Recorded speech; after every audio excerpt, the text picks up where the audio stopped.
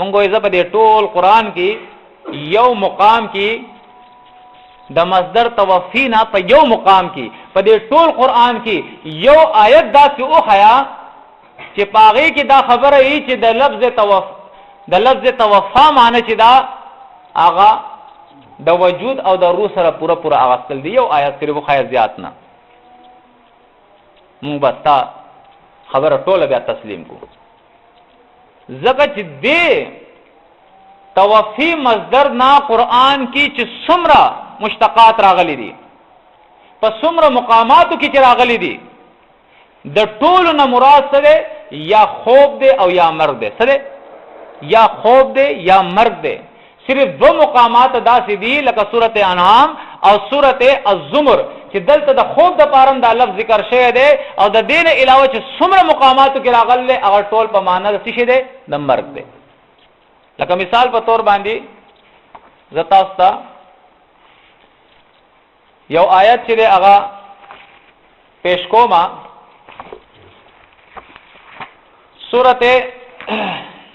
النحل کې الله رب العزت اویایم نمبر آیات کې فرمایي والله خلقکم ثم يتوفاکم ومنکم من يرد الى ارذل العمر او چې څومره ترجمه دي کنه تاسو راواله د قران پښتو کې اردو کې په هر ځای کې تاسو راواله دا اویایم نمبر آیات د سورۃ النحل تاسو ګورئ چې مليانو څه ترجمه لیکله هغه توفا دل تراغله ها الله فرمایي والله خلقکم الله تاسو پیدا کړی ثم يتوفاکم بیا تاسو له توفا درکې یعنی مرګ بدر کوي چې څومره ترجمه تاسو وګورئ ټول د مراد مرګ ته اغسته ده مرګ ته نه اغسته ده دغه رنگي ګوره قران مجید کې سورۃ الزمر آیت نمبر 2 ختم کې وګورئ الله رب العزت فرمایي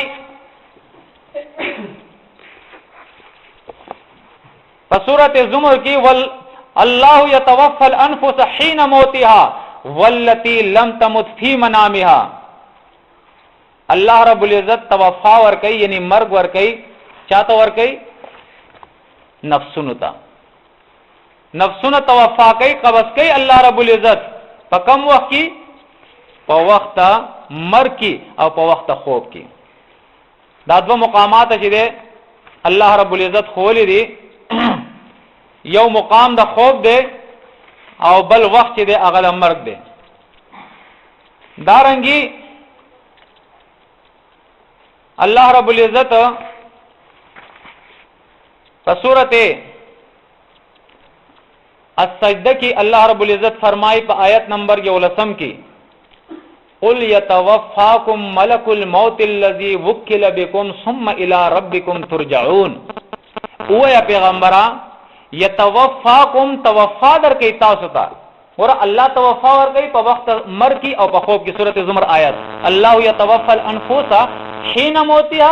والتي لم تمت في منامها په وخت مرګ کې او په وخت خوب کې دا دوه مقامات کې الله څه کوي توفا ور کوي دا الله فرشته توفا ور کوي کومه ته فرشته توفا ور کوي ګور دلته قل يتوفاكم ملك الموت توفا ور کوي د دې آیت نم ثابت شوا چې توفا چې دا هغه ملک الموت ور کوي او دا رنګي قران مجید کې په د زنانو په باب کې الله رب العزت فرمایلی دي حتا يتوفاهن الموت ال تګور راغله توفا ور کوي دې ته ور کوي مرګ ورته توفا ور کوي نو د قران نه دا خبره بالکل سرګند ده چې لفظ توفا په معنی د خوب او مرګ ده توفا په مرګ سره توفا د مرګ فرشتہ ور کوي توفا الله ور کوي په مرګ د وخت کې دین علاوه توفا نشته ورنه ټول قران کې څو خو چې په دې معنی باندې چې د وجود سره او د روح سره یو انسان الله پورا علی دیتم توفا وای یو دی وخت او دا لفظ چې دا مستعمل دی زمونږ په جمع کې مونږ وایو رفانه سره وفات شو نو وفات نه مراد دا نه دی چې هغه چې د وجود سره او د روح سره الله پورا واغستو د وفات نه مراد دا دی چې هغه باندې مرګ راغی دا عام لفظ د خلک استعمالي دغه رنګ لفظ توفا احادیثو کې په معنا د مرګ چې د هغه راغله نو قران مجید کې په دې خبرو باندې تاسو غور او فکر وکړئ بل آیت چې هغه تاسو دا وګورئ د عیسی علی السلام په مرګ باندې، لکه سورته بقره وګورئ چې کله وړاندې سپاره ختمیږي د سورته بقره، نو آخر کې بالکل آیت نمبر یوصل وختم کې الله رب العزت بیانې د دینه مخ کې هم الله رب العزت د دې ذکر کړل آیت نمبر یوصل او سلور وختم کې سلور وختم نمخ کې سلور درشم کې آیت نمبر یوصل سلور درشم نمخ کې تاسو ګورئ نو الله رب العزت د ابراهیم علیه السلام ذکر کړل، دارنګي د یعقوب علیه السلام الله ذکر کړل، د یعقوب علیه السلام د اولاد، دارنګي د اسماعیل او د اسحاق علیه السلام دا غوي ذکر الله کړل، او دا غینه پس الله فرمایلی دي تلک امه قد خلت لها ما کسبت ولکم ما کسبتم. دا یو جماعت چې دنیا نه تل تیر شي د مرګ پر راغله ده، دا غوي د پاره هغه سری چې غوي کړل، تاسو د پاره هغه سری چې تاسو کوی. د دین وروسته الله رب العزت بیا د انبیاء ذکر کوي، او پدې کې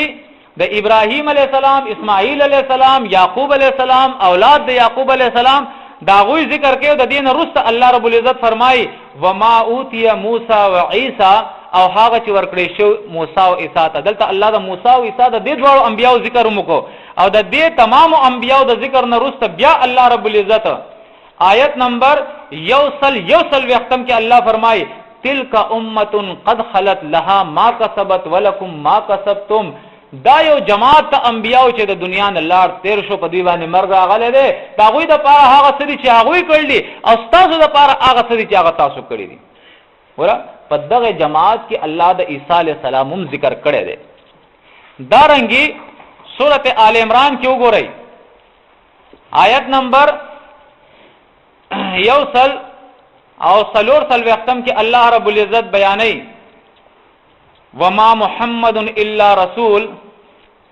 قد خلت من قبله الرسل، او نه دا محمد علیہ السلام مگر د الله رسول دی، او د دې محمد علیہ السلام نه مخکې چې کوم رسولان هغه تیر شوي د دنیا نه. یا الله سوئی افا اماتا او قتل انقلبتم، ایک دا محمد مرشي په خپل مرګ باندې یې سو قتل کی نو تاسو د اسلام نه بیا وړي، لکه څنګه دا نور انبیا چې د دنیا نه تللی په هغه خپل مرګ راغله یا چا وجلی دي. کدارنګي دا محمد علیہ السلام د دنیا نه لاړ شي نو تاسو به د اسلام نه واپس شي، او کدا کار وکړو الله ته ګوره نقصان نشي رسوله. وردلتا وما محمد الا رسول بلا استثناء د یو پیغمبر الله استثناء نه کړی چې الا عیسی، بغیر د عیسی نه تمام انبیاء الله په دې کې شامل کړل. وما محمد الا رسول قد خلت من وما محمد الا رسول قد خلت من قبله الرسول، او نه دا محمد علیہ السلام مگر د رسول د تیر شو رسولانو په شان، سم چې هغه د دنیا نه تیر شوی دسی به دیم تیر شي. وای نه جی د دینه دانه ثابتېږي چې دا ټول انبیا چې په دوی باندې مرګ راغله. مونږ وایو ښا بیا د دې سورته مائده د دې آیات په ترجمه کې آیت نمبر 15 او آیم کې الله رب العزت فرمایي د عیسی علیہ السلام په باب کې مل مسیح ابن مریم الا رسول قد خلت من قبله الرسل، او نو دا عیسی علیہ السلام مسیح ابن مریم مگر د الله رسول، یقینا د دینه مخکې رسولان تیر شوي دي. د دې آیت په باره کې بیا تاسو د علماو نه تپوس کوي چیرې د دې آیت نه دا ثابتي غنه ثابتي چې د عیسی علیہ السلام نه مخکې څومره انبیاء باغوي مرګ راغله. هغه آیت په تلامه خای ها د سورته آل عمران هغه لاول وتداوخه چې د دې آیت نه مولوی صاحب دا ثابتي غنه چې د عیسی علیہ السلام نه څومره چې مخکې انبیاء هغه تیر شي دي. دی وای وو ولې نه ثابتيږي؟ بالکل دا صریح لفظ آیات ته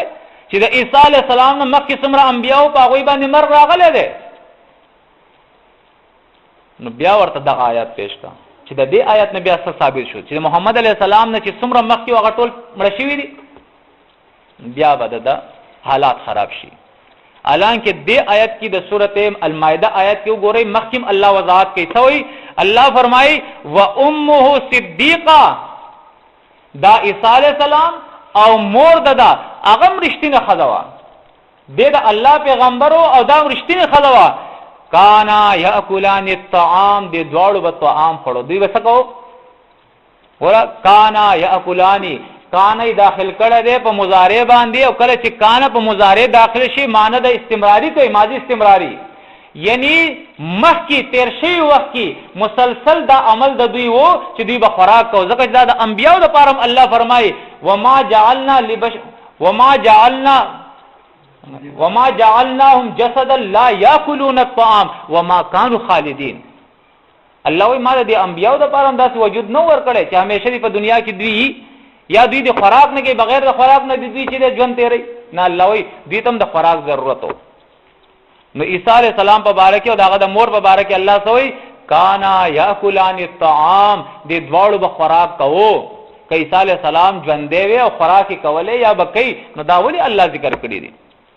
چې مخکې به خوراک کوو په ماضی کې به خوراک کوو زما عزیزانو د قران د آیاتونه او بیا دغه آیات الیوم اکملت لکم دینکم واتممت علیکم نعمتي دین بالکل مکمل شوی دی و ضرورت ته دې خبرې نشته ده عجیبه مخلوق ته عجیبه خبرې دي تاسو غور او فکر وکړئ چې دا مرزایی چې غلام احمد قادیانی مرزا غلام احمد قادیانی هغه څو کړل هم دغه روایتونه د بخاری او د مسلم دا ټول روایتونه هغه راوغستل او هغه څووي هغه ویجی د روایتونو کې چې کم د عیسی علیہ السلام د راتلو بشارت ته نو دا اصل کې دا زما د پاره ده دا مثل موعود ده دا زیما هغه روایتونه هغه د ځان د پاره واغستل دوی د عیسی علیہ السلام د پاره واغستل دا رنګ د عیسایانو د عقیده ده دا رنګ د شیعاګانو د عقیده ده چې په مونږ کې به یو راضي مهدی دا رنګ د هندوانو یو عقیده ده چې زمونږ اخري اوتار پاتې دی هغه به راضي د يهوديانو د عقیده ده چې زمونږ هغه به راضي نن ټول په انتظار باندې دي ښه لیکن د مسلمان عقیده دادا چې دین مکمل شوه دی محمد رسول الله صلی الله علیه وسلم د الله آخري رسول آخري پیغمبر دی الله رب العزت فرمای کنتم خیر امه اخرجت للناس تأمرون بالمعروف وتنهون عن المنکر وسدا تاسو بهترین امت الله را وستلې د خلکو لپاره تاسو دا کار د انبیاء او کار بوس تاسو کوي خلق بنې کو ترابلې د بدونه به خلق منه کوي زما عزیزانو وسدا کار زمونږ د پاره دی انبیاء سلسله ختمه ده وسدا کار زمونږ د پاره دی چې د الله دا دین عزتکو مجاهده وکو میدان ترا کوشو په خپل په دې باندې عمل وکو بیا بل تدا دا الله دا کلام چې دا ورسو د تبلیغ وکړو ان شاء الله دا کار وکړو اصل مسله ګوره زمونږ دا نه ده چې یو څو مسائل مونږ والو دا د جادو مسله ده هغه باندې رد کو د عیسی علی السلام د رفع او د نزول مسله ده هغه باندې مونږ رد کو یا د نور مسائل دی هغه باندې رد کو اصل مسله زمونږ چې دا هغه دا چې د الله په احکاماتو باندې عمل وکړو د الله په کتاب باندې عمل وکړو دا نه ګوره چې مونږ خلکو ته تبلیغ کوو چې عقیده خراب ده عقیده کې د شرک ته زید جهنم ده جنت در باندې الله حرام کړی دی خپل اصلاح وکا د مرګ نمخ کې او ځان ماهر کړی دی الله وای اتامرون الناس بالبر وتنسون انفسکم وانتم تتلون الكتاب افلا تعقلون بنی اسرائیل ته وای مونږ ته اوري الله چې قران لولای کتاب لولای بل ته د نیکو حکم کوي ځان تاسو هر کړی دی عقل لرکی نشته پتا سو کی زما عزیزانو موږ خپل اصلاح وکړو لقد من الله على المؤمنين إذ بعث فيهم رسولا من أنفسهم يتلو عليهم آياته ويزكيهم ويعلمهم الكتاب والحكمة وإن كانوا من قبل لفي ضلال مبين د دې کتاب دراتلو نه مخکې گمراهي وا لیکن چې دا کتاب راغی د دې پرانا کې بوس مونږه ژوند تیرو ومن كان ميتا فأحييناه وجعلنا له نورا يمشي به في الناس کمم مثله فی الظلمات الله فرمای دا دواړه یو شانتی نشي کېده یو هغه سره ده چې الله رب العزت هغه ته ایمان نصیب کړی دی او د الله د کتاب پر رڼا کې هغه ژوند تیری بل هغه سره ده چې هغه په تیرو کې ژوند تیری دا دواړه نشي برابر کېده زما عزیزانو مؤمن هغه دی چې هغه ژوند د الله د کتاب پر رڼا کې تیری دی اوس رشوت نه اخلي ښا دی اوس دروغ نه وای دی اوس زنا نه کوي دیوس پردی مال باندې ډاکې نه اچي قبضه ګروپ سره د تعلق نشته دی، د ناجایز مرګونه نه کوي، د پچا ظلم او زیاتې نه کوي، د رشتہ دارانو حق نه خوري، د گاونډیانو حق نه خوري، د مسافرو حق نه خوري، د الله احکاماتو باندې عمل کوي، د الله د انبیاء په سنتو باندې عمل کوي، د الله د کتاب پرانا کې ژوند تیری، د په تقوا سره ژوند تیری، د پرانا کې ژوند تیری، د په تیرو کې ژوند نه تیری. ان شاء الله رڼا ته راوځو کنه، د الله د کتاب پرانا کې به زمازي ځانو ژوند تیرو. د دې لپاره موږ په خپل مراکزو کې هر ځای په خپل مراکزو کې موږ دا پروګرام جوړ کو چې د الله د کتاب به زده کو، د الله دا کتاب به زده کو په هغه طریقه چې کوم طریقه سره صحابه کرام زده کړو، چې دا کتاب به زده کو د مناظرو لپاره نه، چې راځي د مليانو سره مناظره کو، راځي د فلاني جماعت سره مناظره کو او بیا زنده‌باد وایي چې زنده‌باد مونږ وګټلا. اسلام دا نه دی. مونږ به خلکو خیر خواهی کو، خلک جهنم ته روان دي، د جهنم نه بچي، جنت تطلو والا جوړ شي، لیکن خپل فکر بم کو، د خپل ځان فکر چې یاره زه څه کوم، په تیارو کې هم که پرانا کې هم عمل کوم د الله په کتاب او د رسولانو په طریقه او کنه کومه، خپل ژوند چې د خپل احتساب بکو، خپل جایزه باخلو. نو خپل مراکزو کې د قران د زده کولو اهتمام وکړو او په داسې شان سره چې د قران کم آیاتونه مونږه زده کو چې باغې کې بیا دغه نه لم لیټ چل ول پکې نه، بیا بس دغه احکاماتو مطابق خپل ژوند جوړ کو. ځکه د مرګ هیڅ پته نه لګي، د مرګ پته لګي هیڅ پته نه لګي. ازما عزیزانو دا خبرې چې مونږ اورېدلې دي کنه، یره د قیامت پر ورځ باندې به عذاب او مخ کې نشته ده. نو د الله کتاب پر خبره باندې شاهد ده چې کله د مرګ فرشته دل رااله نو عذاب شروع شو، بیا وره بیا عذاب شروع شو تر د قیامت پورې په حالات تمر کې الله وتا ته عذاب درکې، او کله قیامت پر ورځ باندې بیا به راپورته کې په حالات ته ژوند کې به عذاب درکې. لیکن د الله دا عذاب نه غوړي بیا خلاصې نشته ده. ان شاء الله په دې موضوع باندې زمونږه پروګرام شته ده. ان شاء الله سواد کې به ان شاء الله په دې باندې موږ بیا بیان کوو چې عذاب د کوم وخت نه شروع کیږي. عذاب د قران نه ثابت ده، د هغه وخت نه چې کله د انسان باندې مرګ راشي، د مرګ فرشته دلراله بس ددا. ځکه قران وی من کان فی الضلاله فليقل من کان فی الضلاله فليمدد له الرحمن مدا حتى اذا راوا ما يوعدون اما العذاب واما الساعه. چې الله دې انسان ته مهلت ورکړي، ها مهلت ورکړي رحمان بادشاہ، تر دې پوری دا مهلت ورکړي چې دې په خپل سترګو باندې به هغه وعده ویني چې کومي وعده د سره په خپل کلام کې الله کړی دي، او هغه وعده صدا هغه وعده دادا چې یا قیامت ویني یا به عذاب ویني، ها یا به عذاب ویني. او دغه عذاب چې کوم دی ویني نو دغه عذاب ته بیا قران عذاب الخلد وایي، دا د همیشه والی عذاب دی، دا بیا همیشه وای دې مرد لکه څنګه چې مونږ ودیو په خوب باندې پراته خوبینو کنه، خوبینو کنه نو په خوا کې سره مونږ ته ناسي هغه نه خبرې کې مونږ لګیا خوبینو دنه معاملې کیږي. دا څوک کوي؟ دا زمونږ رب کوي کنه کوي، زمونږ په اختیار کې نه یاغه چې را پاسو بیا که خوب لیدل خلکو ته بیان کوي ډېر خوشحالي او ډېر مزه او خوب مې لیدل او که تکلیف سخت وي به خلکو ته بیان کوي یاره داسې ستړی وم، داسې تکلیف را باندې په دې خوب کې تیر شو. دغه رنګي په حالت تمر کې الله رب العزت دوی ته عذاب ورکوي. دوی چې د قیامت پر ورځ باندې را پاسې دی به وایي قالوا یا ویلنا من باسنا من مرقدنا، کدی خوابګارانو موږ چاره پورته کړو، دی به ته خوابګا وایي بیا لکه په خوب چې سړی ودی. زما عزیزانو د الله قدرتونه چې دی د هغې نظاره وکړئ، د الله په دې کتاب کې وګورئ. هغه قادر مطلق ذات چې کله د مرګ فرشتې راولېږي ته دا آخرت شروع شو، د مرګ فرشتې چې راغلې دا عذاب ولیدو، او دا عذاب چې راغی دا عذاب خلد بیا شروع شو، بیا ختمیږي نه، دا بیا همیشه دی، دا زیاتیږي لیکن دا کمیږي نه. زما عزیزانو د هغه وخت لپاره موږ تیاری وکړو. د مرګ خو څه پته نه لګي کنه، قیامت خو موږ وایي کله به لا راځي، لیکن ګوره زمونږ د سترګو د وړاندې ده عمر صحیح 70 کاله 80 کاله 80 کاله 100 کاله درې نه خو زیات نه کنه. د الله بندیانو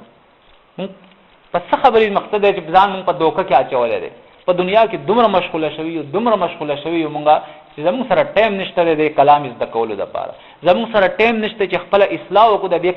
کلام پرانا کې شته دی موږ سره ټایم. دا بل فکر خو پرې دوا زموږ سره خپل ځان د پاره چې خپل اصلاح وکړو. کله زم سوچ کوم د ځان په باره کې چې تقریرونه کې تاسو سره دومره وخت نشته دی چې د دې کلام پرانا کې خپل اصلاح وکړي ته مکمل طور باندې.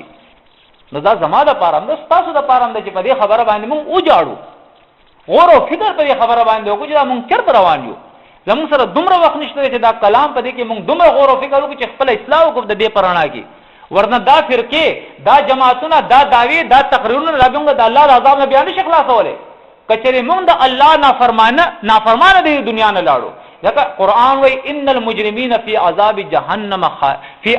جهنم خالدون. یقینا د الله نافرمانه مجرمان چې دي دا به همیشه په جهنم کې وره، دا همیشه په جهنم کې. په دې غلط فهمۍ کې دې مونږ ځان نه ساتو چې یاره مونږ خو موحدین یو، عقیده زمونږ صحیح ده او اوس رشوت هم اخله او رشوت هم ورکوه او سود هم خوره، زنا هم کوه او دروغ هم وایه او چې څه دې په زړه باندې راځي هغه کوه، د خلکو حقوق هم تلف کوه، تا نه هېڅوک د تپوس نشته دی. ته مؤمن یې، ته موحد یې، عقیده دې صحیح ده. د دې غلط فهمیانو نه پکار چې مونږ ځان راوباسو او د اصلاح عمل تراشو، د عمل تراشو، د الله کتاب سره خپل تعلق جوړ کو، خپل اصلاح کو، د دینه پس چې دا کار شروع کو چې دا کلام خلکو تر وسرو. ان شاء الله دا کار وکاو. الله رب العزت دې موږ ټول د خپل دین د خدمت لپاره قبول کړي. اقول قولي هذا استغفر الله لي ولكم ولسائر المؤمنين.